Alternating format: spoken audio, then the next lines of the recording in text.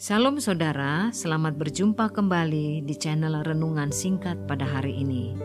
Saya berharap setiap saudara yang mendengar channel ini diberkati oleh Tuhan dan saudara tetap berada dalam perlindungan Tuhan.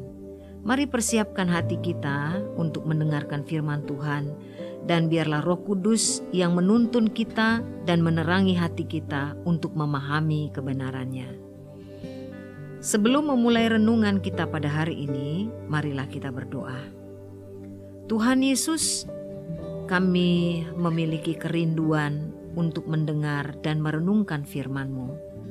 Biarlah Roh-Mu yang mengajari kami untuk kebenaran yang akan kami dengarkan pada saat ini. Sehingga hidup kami diubahkan oleh kebenaran firman-Mu dan kehidupan kami semakin bertumbuh dewasa di dalam pengenalan akan Engkau. Nasihati kami Tuhan, dan biarlah jalan-jalan kami dituntun oleh Roh-Mu. Di dalam nama Yesus kami berdoa dan mengucap syukur. Amin. Tema kita pada hari ini adalah menghadapi rasa kehilangan. Saudara, tidak ada waktu yang tepat untuk siap menghadapi kehilangan orang yang kita kasihi.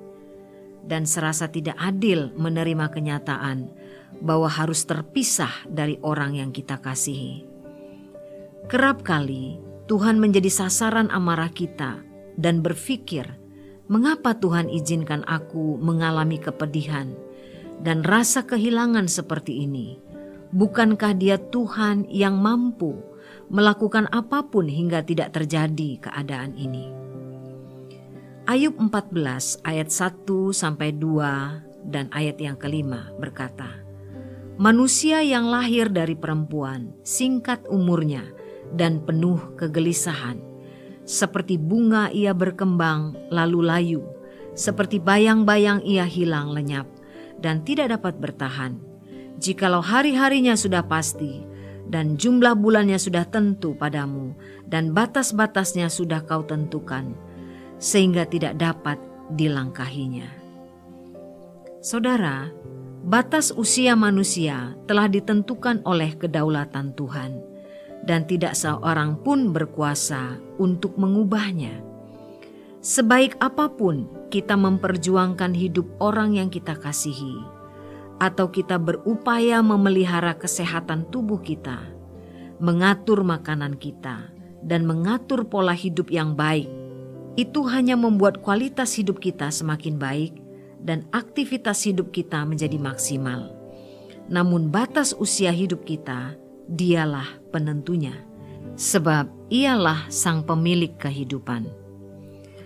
Seorang psikiater, Elizabeth Kubler-Ross, mengatakan bahwa ada proses kesedihan yang dialami ketika seseorang kehilangan orang yang dikasihi, yaitu menyangkali bahwa peristiwa kematian itu terjadi. Ada amarah, ada rasa bersalah, negosiasi dengan diri sendiri, depresi, dan menerima bahwa kehilangan itu memang terjadi. Namun bagaimanakah kita dapat berdamai dengan rasa kehilangan itu? Saudara, air mata duka adalah respon normal atas kehilangan yang kita alami. Janganlah berupaya menekan atau menganggap diri kita terlalu cengeng dan tidak rohani. Yesus tidak menyembunyikan kesedihannya ketika ia mendengar Lazarus saudaranya itu mati. Alkitab berkata dalam Yohanes 11 ayat 35, maka menangislah Yesus. Ayat yang sangat singkat namun menggambarkan respon Yesus pada saat itu. Umumnya menangis dianggap sebagai sebuah kelemahan. Namun kelihatannya Yesus tidak peduli dengan penilaian orang lain. Karena sesungguhnya menangis adalah cara yang Tuhan desain bagi kita untuk mengekspresikan emosi-emosi kita yang tidak dapat diungkapkan dengan kata-kata. Saudara yang kekasih, ungkapkanlah amarah, depresi, rasa bersalah, dan pertanyaan-pertanyaan yang menyelimuti pikiran saudara kepada Tuhan dan kepada keluarga atau kepada teman baik kita, sebab mengkomunikasikan perasaan kita adalah bahagian terpenting dalam proses pemulihan pasca kehilangan. Mazmur 119 ayat 28 berkata demikian, "Jiwaku menangis karena duka hati, teguhkanlah aku sesuai dengan firman-Mu."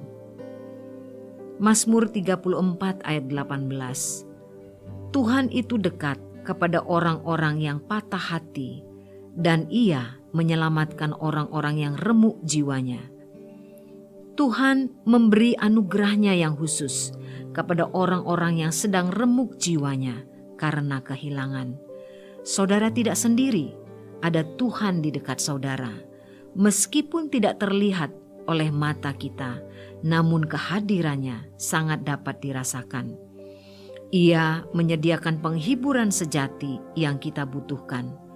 Gunakanlah rasa duka saudara untuk berdialog secara mendalam dengan Tuhan setiap waktu.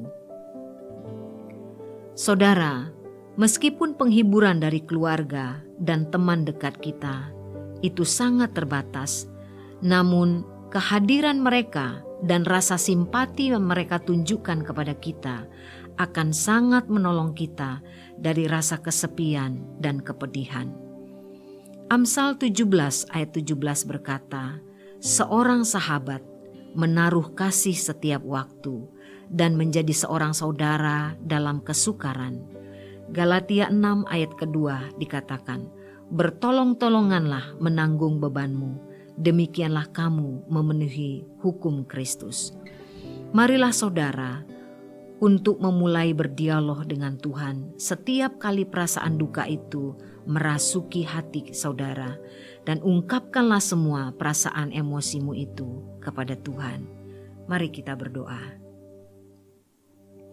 Tuhan Yesus, kami datang kepadamu dengan segala keberadaan kami saat ini ya Tuhan. Sebelum kami menyampaikan diri kami kepadamu dan mengungkapkan isi hati kami kepadamu, Engkau sudah mengenal hidup kami. Rasa duka, kehilangan, atau putus asa yang kami alami saat ini, kami serahkan kepadamu. Sungguh kami percaya ya Tuhan, bahwa Engkau adalah penghiburan sejati yang kami butuhkan. Dan kami berdoa juga ya Tuhan, bagi saudara-saudara kami yang sedang mengalami masa-masa sulit dalam hidup mereka. Kami berdoa agar Engkau memberikan kekuatan yang baru kepada mereka, sampai pada akhirnya mereka dapat melewatinya dengan kemenangan. Terima kasih ya Tuhan, kami serahkan doa kami di dalam nama Yesus. Amin.